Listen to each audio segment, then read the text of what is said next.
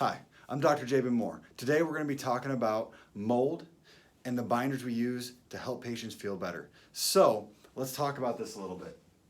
There's ochratoxin, gliotoxin, aflatoxin are what we're going to be talking about. We're going to be talking about the binders that you use and some of the just different thoughts that you have to have, the knowledge that you need to have so that you're going to get the proper results without making yourself sicker, but also why sometimes side effects happen and other times why more is just simply not better. So let's start off. All right, so the ways that we treat mold and the way that we get binders to work is gentle and being very specific. But you also have to take into account all the other different co-infections and toxicities in the body. So if you're trying to treat mold and you have a reaction to a binder, that doesn't mean it's the wrong binder. That just may mean that what's happening is that binder is stimulating some healing and stuff is getting flushed out of the body and the body can't keep up with it.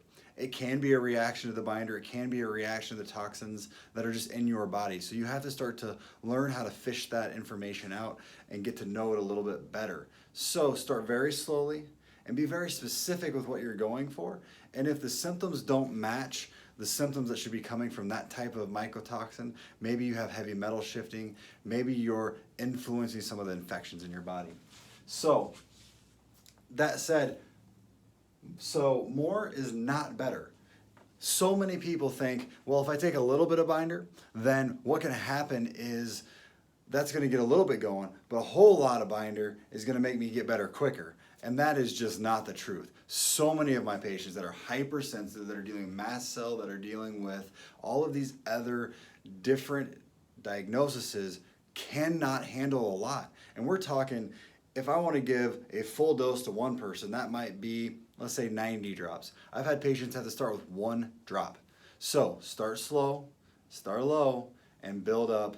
More is not better because I don't need patients getting sicker. So if you're out there and you're dosing yourself and you're not working with a physician, I recommend finding someone who knows what they're doing. If not, start low and slow. Binders can be a lot like static cling.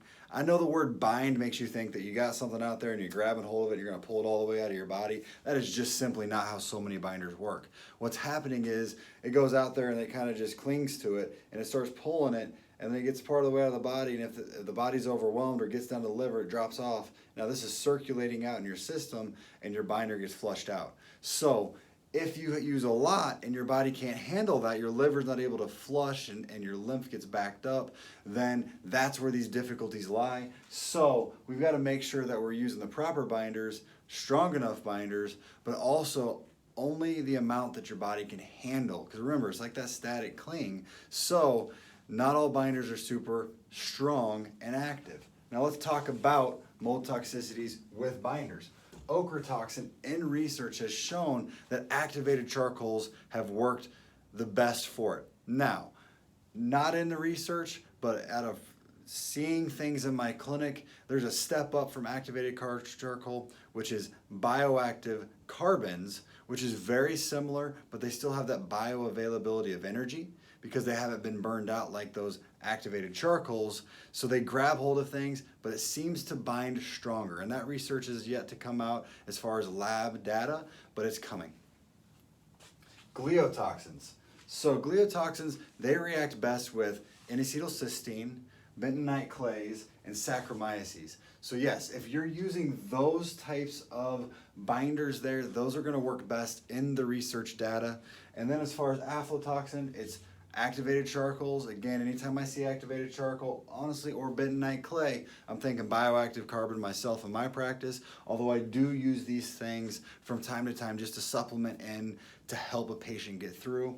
Also the chlorella, that's on there, and that is definitely a little bit of that static cling. It's not going to actually bind and pull out things super well. So when you're using that, make sure you're using that in combination with these other binders.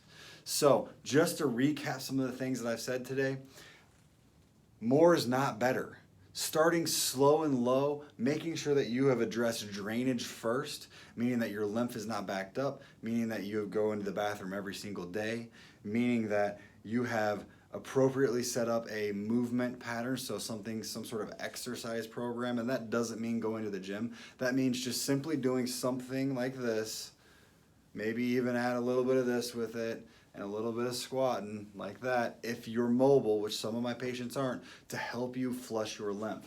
So remember, bottom line, no binder is going to pull everything all the way out. So if you start that cascade of flushing things out, you need to have a strategy of drainage, detox, binders to get it going and start slow and low. And I'm going to keep saying slow and low because you got to start there. Never start full bore until you know what your body can handle. And if you're one of those extra sensitive patients with mast cell, with chronic fatigue and fibromyalgia and all the other things that I work with on a daily basis, it's not about a sprint race. It's about the marathon. Get well. If you have any questions, post them below this. Message us. We're happy to do it. If you want to hear about something else, post that below here. I'm always looking for ideas of things to talk about.